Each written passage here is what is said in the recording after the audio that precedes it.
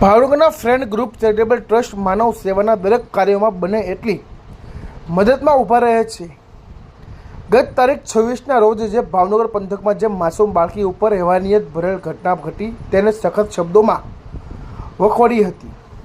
અને ગ્રુપના સભ્યોને સાથે લઈને ફ્રેન્ડ ગ્રુપ ચેરિટેબલ ટ્રસ્ટના પ્રમુખ ફિરોઝભાઈ ડોન સાથે અલિયાર ખાન પઠાણ,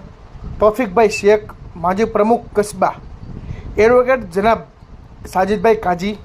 રજાકભાઈ કુરેશી, સલીમભાઈ કુરેશી, આફતાબ ખોખર અને સાજિદભાઈ સોલંકી સાથે સૌ સાથે મળીને ભાવનગર જિલ્લાના પોલીસ અધિક્ષકને પત્ર આપીને ગુનેગાર હોય તેને કડકમાં કડક સજા થાય તેવી માંગ કરી હતી। ત્યારબાદ ફ્રેન્ડ ગ્રુપના તમામ સભ્યો ભોગ બનનારના વાલીની રૂબરૂ મુલાકાત લઈને